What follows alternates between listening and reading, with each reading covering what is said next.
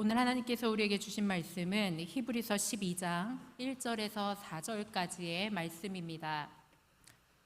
신약성경 366조 히브리서 12장 1절에서 4절까지의 말씀을 저와 여러분이 한 절씩 교독하도록 하겠습니다.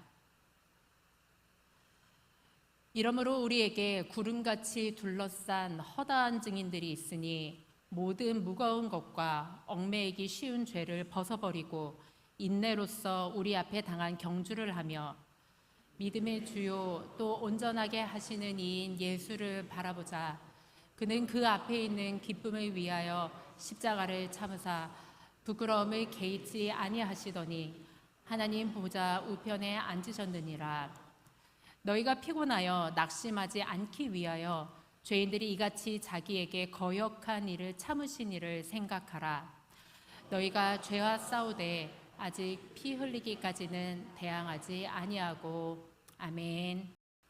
우리는 오늘 히브리서 12장의 말씀을 통하여서 예수 그리스도 증인의 삶에 대해 잠시 묵상을 하려고 합니다.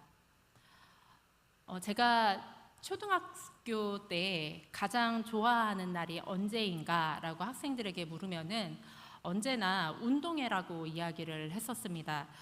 저도 제가 제 인생의 첫 번째 운동회 날이 아직 생생하게 기억이 납니다. 그 당시에는 저희 학교 친구들이 곧 교회 친구들이었습니다. 만약에 우리 교회 친구가 아니라면은 옆 교회 친구들. 왜냐하면은 제가 초등학교 다닐 당시에는 거의 대부분이 교회에서 만나는 친구들이 학교에서도 만나고, 그래서 저는 초등학교 때 일주일에 한 번 학교 예배도 드렸던 기억이 납니다. 저희 교회에 다니던 많은 초등학생들이랑 1학년부터 6학년까지 다 모여서 점심시간에 예배를 드리게 가르치셨습니다. 그때 당시 전도사님께서 이제 너희는 학교에 있지만은 예수님의 증인이다 라고 해서 항상 예배를 드리게 하시고 모여 앉게 하셨던 기억이 납니다. 운동의 날도 마찬가지였습니다. 운동의 날에 이제 3, 4, 5 모여서 도시락을 먹는데 같은 돗자리에 앉았던 모든 사람들은 교회 친구들, 교회 친구 엄마들, 교회 친구 동생들, 형 누나들이었습니다. 운동회를 생각하니까 번데기도 생각이 나고 앞에서 팔던 풍선도 생각나고 만국기도 생각이 납니다. 그런데 제가 그 중에서 가장 또렷하게 기억을 하는 것은 저의 100m 달리기 시간이었습니다. 초등학교 때 100m 달리기를 어떻게 하냐면은 한 반에 한 8명 정도의 학생들이 같은 조가 되어서 선생님이 이렇게 권총 모양의 이제 사인을 주시는 시간이 있습니다. 그래서 그거를 탕 하면은 모든 친구들이 이제 그 선에 따라서 막 달려갔습니다. 3등까지 도장을 받았습니다. 그래서 저는 당연히 승부욕이 강하기 때문에 저의 첫 번째 100m 달리기 때 제가 굉장히 잘할 줄 알았습니다. 이제 제 시간이 되었습니다. 굉장히 긴장이 됐습니다. 설레이면서 언제 선생님이 총을 탕 쏠까 이제 기다렸는데 선생님이 땅 총을 이제 신호를 주신 순간 제가 굉장한 폼으로 이제 달리기 시작했습니다. 제가 느끼기에는 제가 몸도 가볍고 포즈도 완벽했다는 생각을 잠깐 했었습니다.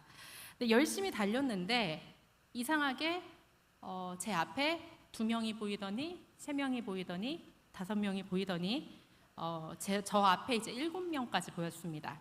제가 몇 등으로 왔는지 혹시 예상하실 수 있겠습니까? 아닙니다. 저는 2등으로 들어왔습니다. 그런데 다음 조에 2등으로 들어왔습니다.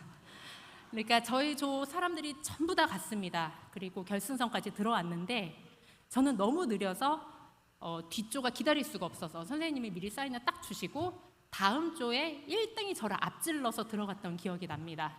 그래서 선생님께서 얘를 2등을 찍어줘야 되나 그냥 보내야 되나, 너는 근데 친구들이 이제 은주는 꼴찌에 꼴찌를 했습니다 해가지고 그 다음 조에 들어오고 저는 선물을 못 받았던 기억이 납니다. 그런데 그것보다 더 기억이 나는 거는 제가 달릴 때 저희 교회 이제 같이 오시는 엄마 집사님들이 얼마나 많으셨는지 모릅니다. 저희 엄마 옆에 이렇게 다 둘러서 이제 같이 앉으셨는데 저를 보고서 배를 잡고 웃고, 제가 다음 주에 2등으로 들어왔을 때 눈물을 흘리면서 저를 보면서 웃으시면서 비웃으셨던 기억이 생생합니다. 지금 모교에 다 권사님들이긴 하신데 권사님들의 비웃음이 섞인 환호성을 들었던 그 기억이 굉장히 납니다. 제가 달릴 때 저를 처음에는 응원을 하셨고 비웃으셨다가 저를 보고서 이제 굉장한 기쁨을 느끼셨던 그 장면이 저에게 기억이 납니다. 저는 사실 모든 운동을 못합니다. 모든 운동을 못하는데 그럼에도 불구하고 한 가지 잘하는 것이 있습니다. 100m 달리기는 다음 주에 어떤 학생보다도 늦게 들어올 정도지만은 제가 또 다르게 굉장히 잘하는 것은 오래 달리기입니다. 학교에서 다닐 때 오래 달리기는 한 4km, 5km 정도를 달렸던 기억이 있습니다. 그러면 운동장에 한 6바퀴 정도 되었습니다. 물론 저는 이제 민첩하지를 못했기 때문에 처음에 오래 달리기를 선에 서서 출발을 하면은 저는 처음에는 꼴찌 집단에 속해서 이제 달리기 시작합니다. 아이들이 굉장히 잘 달렸습니다. 그때 당시 이제 여중여고 다녔을 때 여자아이들도 너무너무 잘 달렸었는데 운동장 2바퀴째를 돌면서부터 이제 각자의 이제 격차가 벌어지기 시작합니다. 선두에 있던 아이들이 포기를 하기도 하고 넘어지기도 합니다. 그리고 오래 달리기는 사실 재미가 별로 없습니다. 그래서 한 4바퀴, 5바퀴 정도 뛰게 되면은 학생들이 약간 흥미를 잃고 점수와 상관없는 달리기라면 정말로 중도 포기를 하는 자들이 많았습니다. 그런데 저는 악바리처럼 6바퀴를 완주를 하였고 100m는 다음 주에 2등으로 들어왔지만 올해 달리기는 전교에서 4등으로 들어왔던 기억이 있습니다. 사실 저는 제가 제 자신을 잘 아는데 저는 그렇게 뛰어난 센스가 없습니다, 사실. 그리고 저는 한 분야에 굉장한 전문가가 될 정도로 아주 큰 은사나 달란트는 받지 못한 것 같습니다.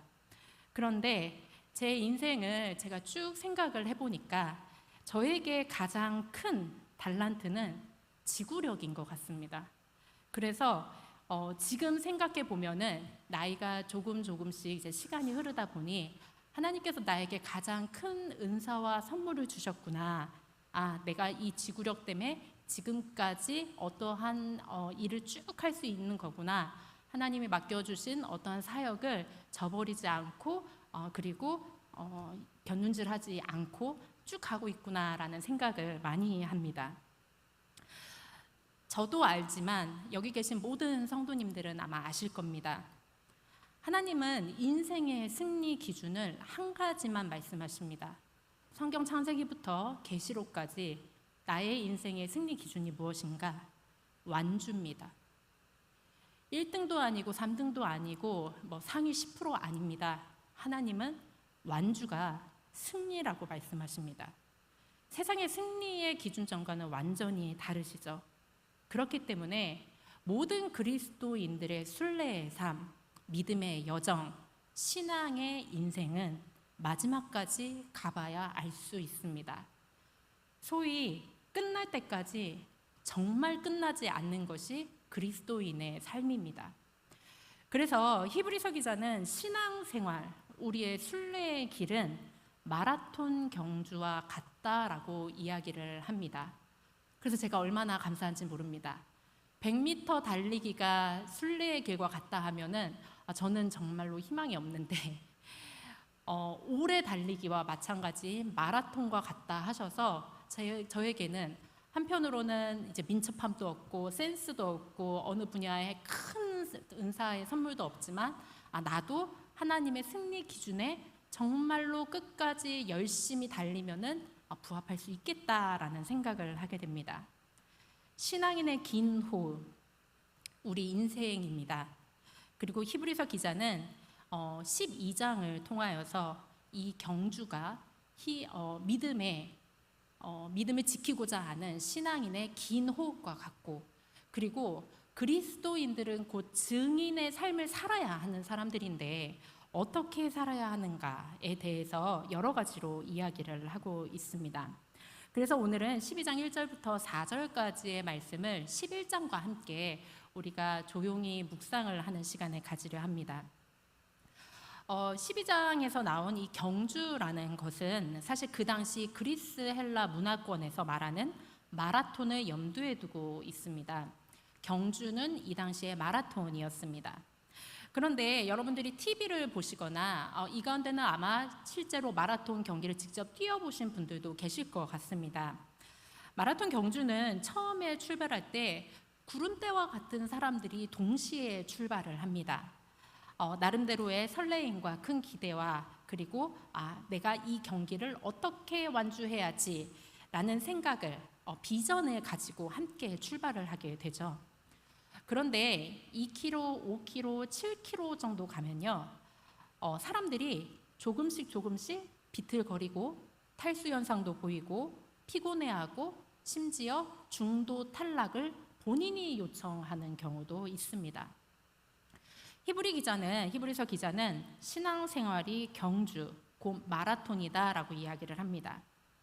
신앙생활도 왜 같은 원리냐면요, 많은 사람들이 첫 번째 예수 그리스도를 경험하고 정말로 하나님이 살아 계시는구나, 그분의 모든 것이 나를 향해 계시는구나, 이것을 느끼고 우리가 아멘 화답하면서 신앙생활을 시작을 합니다. 그래서 인격적으로 주님을 만났을 때 그 첫 번째 기억을 우리가 쭉 유지해야 된다, 이것이 점점 더 깊어지고 커져야 된다, 많이들 말씀을 하시는 겁니다.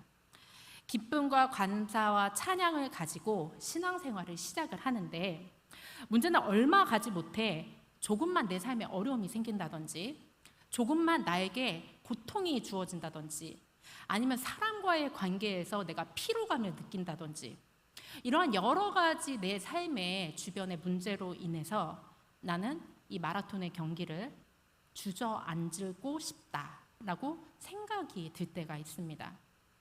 그런데 여러분, 히브리서 기자는 분명하게 얘기를 합니다. 성경 어느 곳에도 예수를 아는 삶, 증인의 삶을 사는 삶, 그리고 하나님을 아는 자의 신앙생활은 편안함이 있다고 하지 않습니다. 평안과 평안이 다르지 않습니까? 신앙생활은 형통만 주어지는 길도 아닙니다. 그렇기 때문에 우리가 반드시 명심해야 될 게 있는데, 신앙생활을 값싼 삶이다라고 생각하면 안 됩니다. 우리가 이렇게 고단하고 어렵게 신앙을 이루어가는 과정이 싸구려라고 생각해도 안 된다는 겁니다. 교회에 매주 나와서 다른 사람들은 세상에서 여러 가지 일들과 너무나 재미있고 매력 있는 활동을 한다고 나의 삶이 쪼그라드는가? 그게 아니라는 겁니다. 우리가 쉽게 생각했을 때 대한민국의 요새 취업이 얼마나 힘듭니까? 정말로 좋은 자신이 원하는 곳에 들어가기 위해서 지금 우리가 알고 있는 하늘빛 청년부들은 밤을 새서 공부를 하고 여러 가지 인턴을 통해서 자격증을 따고 그 고단한 정말로 취업이라는 문을 통과하기 위한 길을 걸어가고 있습니다. 피눈물 흘리는 고통과 긴 여정인 것은 분명히 알고 부모로서 바라보는 관점은 정말로 애간장이 타죠. 마찬가지입니다. 우리의 신앙생활을 할 때 주님 앞에 바로 쓰임받고 하나님의 영광을 다른 사람과 달리 내 안에 소유하기 위해서는 세상에 있는 사람들과 그런 대로 그렇게 그저 살면서 수월하게 신앙생활, 인생길 걸어가고 적당히 예수를 바라보고 그리고 동시에 다른 것을 바라보는, 이것은 그리스도의 경주가 아니다라고 성경에 나와옵니다. 신앙생활은 분명히 어렵습니다. 신앙생활 쉽다고 하는 사람, 그게 정말로 신앙생활 이 길다란 인생길 걸어갈 때 맞는지 자문자답해봐야 됩니다. 왜냐하면은 주님께서 이 땅에 오셔서 3년간의 공생활을 사셨을 때 그 공생활이 편안하고 평탄하고 즐겁고 적당히만 해도 완주할 수 있다라고 말씀하지 않으셨습니다. 예수님은 사복음서를 보면은 언제나 험한 길을 걸으셨고 언제나 제자들과 달리 좁은 길도 걸으셨고 외로운 길도 걸으셨고 마지막에는 죽음의 길도 걸어가셨습니다. 목사인 저도 신앙생활하고 인생길 걸어가는 거 피곤할 수 있습니다. 아마 여기 계신 모든 분들도 피곤하실 때 반드시 있을 것 같습니다. 저도 때로는 정말로 신앙생활의 의미가 무엇이지? 갑자기 그 현재의 나의 삶과 하나님께서 말씀하신 성경 속에서의 복음을 생각할 때 그 격차가 너무 커서 내가 바른 신앙인인가 낭망할 때도 있고 주저할 때도 있습니다. 그런데 욥기서나 히브리서나 우리가 잘 알고 있는 역사서를 보면은 구약에서 늘상 말씀하시는 것은 이것이 신앙인이 걸어가는 삶이다라고 말씀을 하십니다. 사람의 힘으로 잘 안 됩니다. 내가 내 개인의 의지를 가지고 가겠습니다 해도 잘 안 되고 100번을 다짐해도 언제나 3일 만에 무너지고 그리고 100번을 각오해도 오늘 아침과 오늘 저녁에 신앙의 응답이 다를 때도 있습니다. 금방 좋은 일이 있다가 나쁜 일도 있고 하나님의 응답이 오늘 아침에는 들렸는데 저녁에는 하나님께서 나에게 얼굴을 돌리신다 느끼는 적도 있습니다. 그런데 이게 신앙생활입니다. 그리고 우리가 하나님의 가이드를 받아서 우리가 축복과 정말로 영적인 형통함을 걸어가다가도 이 순간의 찰나에 마귀의 공격을 받는 것도 신앙생활에 이 신앙의 긴 여정에 있을 수 있는 것입니다. 중요한 것은 나에게 지금 마귀가 시험을 거느냐 안 거느냐, 내가 지금 좋으냐 나쁘냐, 그리고 내가 지금 걷고 있느냐 기어가고 있느냐, 물론 중요하지만 이것보다 더 중요한 것이 있습니다. 내가 그리스도의 신앙인의 길을 걸을 때 히브리 기자가 말하는 것은 그 긴 인생 길에서 단 한 가지를 유의하라는 겁니다. 그것은 바로 우리가 보고 바라보아야 하는 분입니다. 그 한 분이 계시는데 예수 그리스도이십니다. 그리스도인은 그리스도를 보는 자입니다. 여러분, 그리스도인은 건물을 보는 자가 아니고 우리가 잘 아는 시간의 흐름을 보는 자도 아니고 저 사람의 겉모양을 보거나 타인의 신앙을 통해서 내 신앙이 감정적으로 일어날 수 있는 것이구나 이런 것을 보는 자들이 아닙니다. 그리스도인은 그리스도를 바라보는 자입니다. 그래서 히브리서 12장 2절 상반절에는 다음과 같이 말씀하십니다. 우리가 다 함께 읽겠습니다. 믿음의 주요 또 온전하게 하시는 이인 예수를 바라보자. 여러분, 여력이 되신다면 이 말씀은 꼭 암기하시면 좋겠습니다. 주는 믿음의 주십니다. 예수는 온전하게 하시는 이십니다. 믿음의 주, 온전케 하시는 이 예수를 바라보자. 여기서 말하는 바라보자는 영어로는 픽스라고 나옵니다. 고정한다는 뜻이고요. 이 용어를 그리스어, 헬라어로 다시 보자면은 마포곤테스라는 단어입니다. 이 단어는 두 부분으로 나뉘어지는데 첫 번째 아포라고 불리는 단어는 떼어내다입니다. 떼어내다. 그리고 두 번째 단어인 호라오는 보다입니다. 그래서 이 단어를 직역하냐면요, 다른 곳에서 시선을 떼고 바라보라 라는 뜻이 됩니다. 여러분, 우리가 무의식 중으로 이렇게 좌우를 볼 때가 많이 있지 않습니까? 풍광을 볼 때도 있습니다. 그런데 여기서 말하는 아포호라우는 단순히 보는 것이 아니라 다른 모든 것을 외면하고 집중해서 바라보라입니다. 아주 벽에, 단단한 시멘트 벽에 못을 박아서 고정을 한다는 뜻입니다. 못을 박을 때 여러분 어떻습니까? 저는 이제 못 박다가 이제 망치로 내려친 적이 많아서 제가 잘 아는데 못을 박을 때는 못만 바라봐야 됩니다. 그래서 이 못에 망치가 제대로 맞나를 확인을 하면서 쳐야 그 못이 아주 단단하게 박힙니다. 정신을 집중해서 끝까지 보는 것입니다. 그런데 히브리서 12장에 뭐라고 말하냐면은 우리가 정신을 똑바로 차려서 고정을 해서 끝까지 바라보아야 하는 이가 한 분이 계시는데 오직 한 분, 믿음의 주, 온전하게 하신 이, 바로 예수를 바라보라 이야기하십니다. 눈동자가 좌우로 움직이는 거 아시죠? 위아래 좌우로 움직이는데 눈동자를 두리번거리지 않고 똑바로 바라본다. 예수를 바라볼 때 단순히 쳐다보다가 아니라 모든 다른 시선을 거두고 오로지 예수만 집중하라는 겁니다. 영적인 시선을 예수께 고정하라고 아주 강력하게 요구하고 계신 것입니다. 그렇기 때문에 예수를 바라보는 그리스도인들의 마음은 어떨까요? 두 마음으로 갈라지지를 않습니다. 하나의 마음이 하나만 봅니다. 여러분, 마태복음에도 나오지만은 내 눈이 보는 것에 내 마음이 있다고 말씀하지 않으셨습니까? 내 눈이 바라보는 곳에 내 마음이 있는데 두 마음이 되지 않고 한 마음이어야 하고 나뉘어지지 않고 단순해야 예수를 바라볼 수 있습니다. 주님 한번 바라봤다가 세상 쳐다보는 거, 예수 바라보는 거 아니라고 하십니다.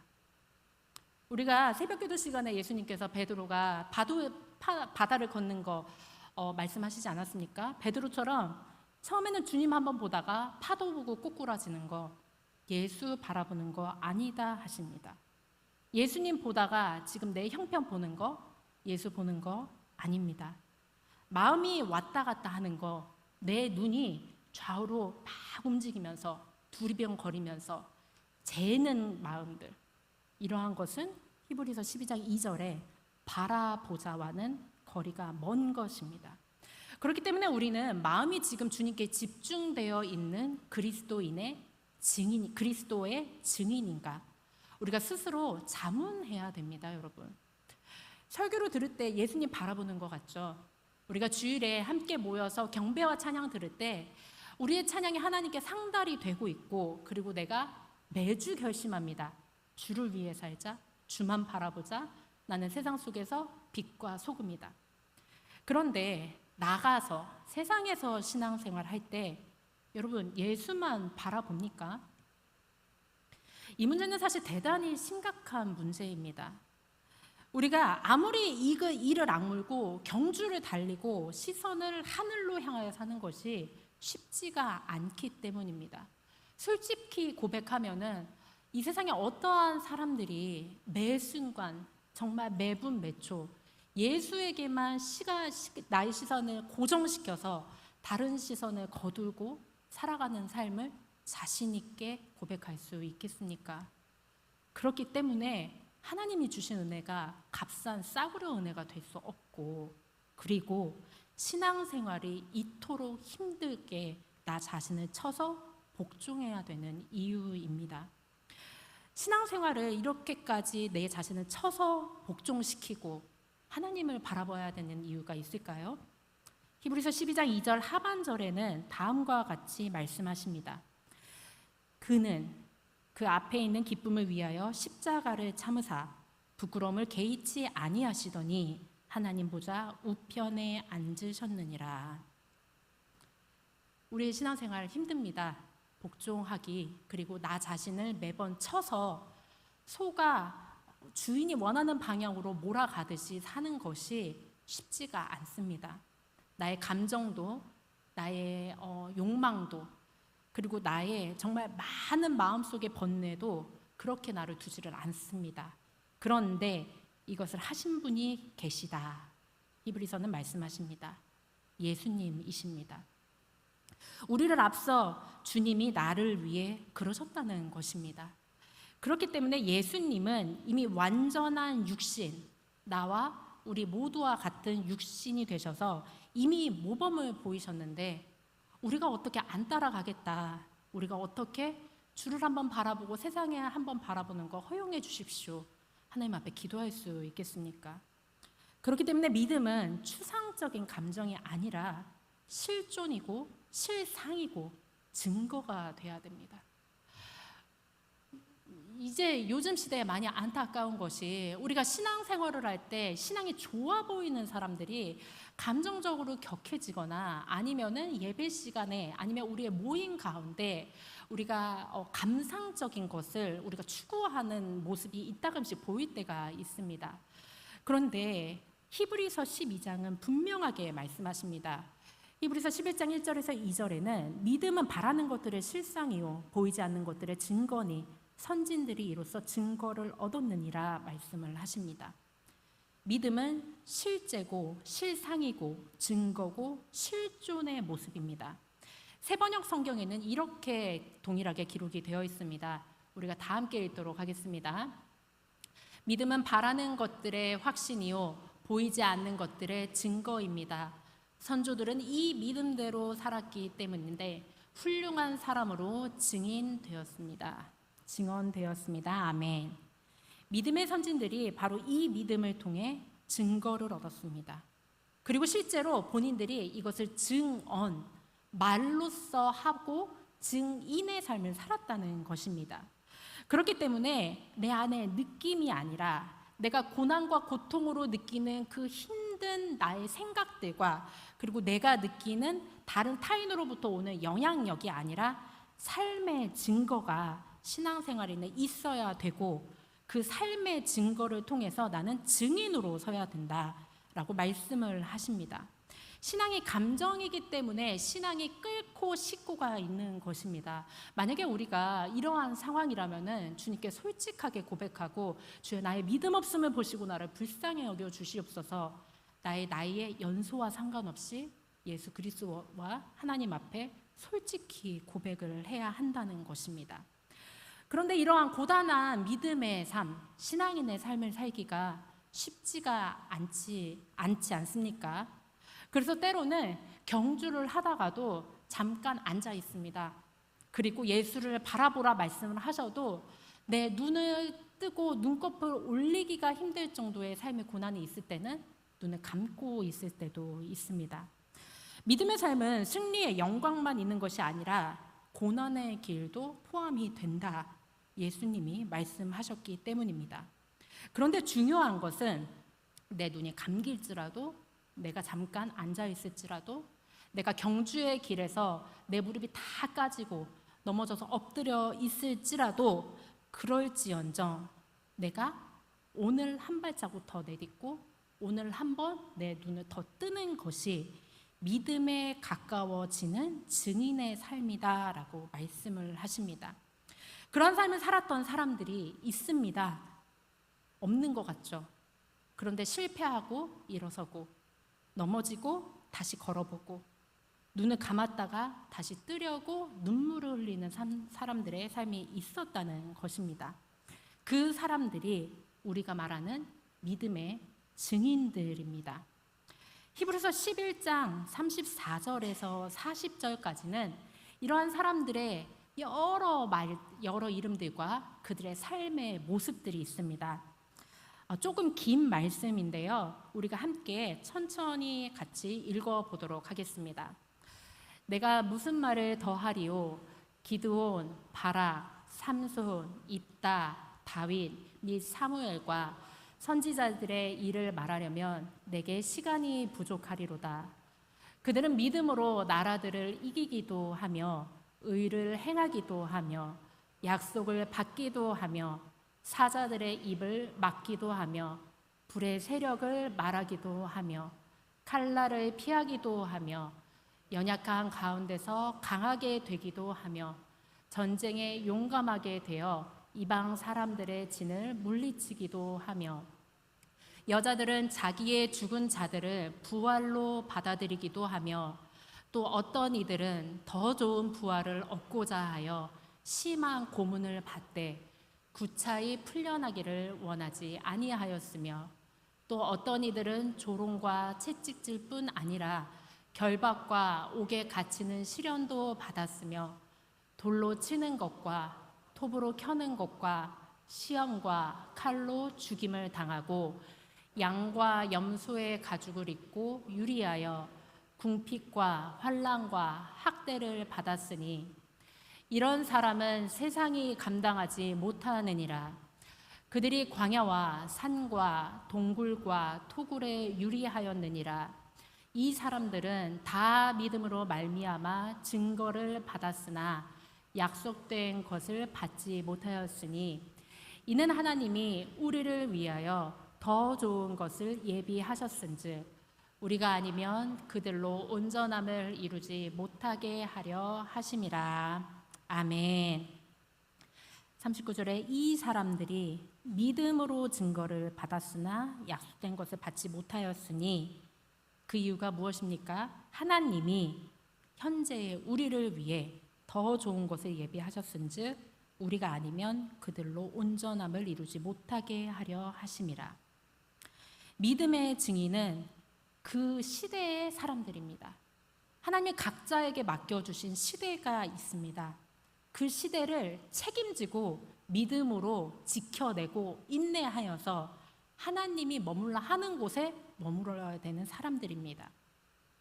증인들의 삶이 아름답지 않습니까? 문자로 읽었을 때 아름다운 겁니다, 여러분. 이게 만약에 현실의 나의 삶이 된다면 그들은 지리하고 그들은 더럽고 그들은 역하고 그들은 조롱받는 삶을 산 사람들이다. 이름도 남겨지지 않고 무명으로만 죽어간 사람들이다 라고 일컬어질 수도 있습니다. 그런데 하나님께서는 이 사람들을 증인이다 말씀을 하시고 우리를 초대하십니다. 지금 2025년도에 이 시대를 너에게 맡겼는데 너는 지금 증인으로 살아가고 있느냐? 아니면 너는 계속해서 또 다른 증인을 너의 눈앞에만 보여달라 요구만 하고 있느냐? 라고 말씀을 한다는 것입니다. 저는 신앙생활을 할 때 그리고 목회자로 살아갈 때 굉장한 갈등들이 있습니다. 이거는 모든 목회자들 뿐만이 아니라 그리스도인들이라면 다 가지고 있는 주저함입니다. 내가 말씀을 전했는데 이 말씀대로 살고 있는가? 살려고 노력하는가?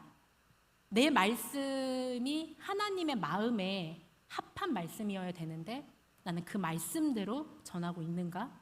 나의 인간의 뜻은 섞여 있지 않은가? 그래서 때로는 제가 또 다른 그리스도인을 만나거나 말씀을 증거를 할 때 상당한 주저함과 마음의 괴로움이 있습니다. 그런데 제가 이러한 괴로움들을 고민을 하고 기도를 하다가 말씀을 준비하면서 히브리서 12장 1절의 말씀을 기억을 하게 됩니다.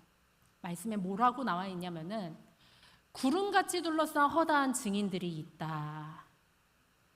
우리에게는 구름같이 둘러싼 허다한 증인들이 있다는 것입니다. 조금 전에 갈렙 찬양대가 찬양을 했습니다. 제 눈에는 갈렙 찬양대가 믿음의 증인들, 저를 둘러싸고 있는 그리고 저의 믿음과 함께 그 길을 가르치고 계신 믿음의 증인들이고 신앙의 선배들이시고 그리고 우리가 함께 하나님 앞에서 언약 공동체를 이루고 있는 분들입니다. 증인들이 있기 때문에 그들의 삶이 나의 거울이 되고 격려가 되고 응원이 될 수 있습니다. 그래서 우리가 히브리서 12장의 말씀과 같이 예수께 나의 시선을 고정시키는 게 쉽지 않을 때, 그리고 내가 마라톤 경주를 하는데 42.19 얼마나 힘듭니까? 그런데 한 20km 갔다가 한번 쉬어야 되고 23km 갔다 한번 쉬어야 되는데 그 쉴 때마다 나의 쉼이 되는 나의 공동체원들, 그 사람들이 믿음의 증인이라는 겁니다. 여러분, 신앙생활은 혼자 하는 것이 아닙니다. 신앙생활은 하나님께서 왜 우리에게 교회를 주셨는지 우리가 성경을 통해 보면은 증인들로 둘러싸여 있는 신앙의 순례의 길을 걷게 하시기 위해 하나님이 우리에게 주신 것입니다.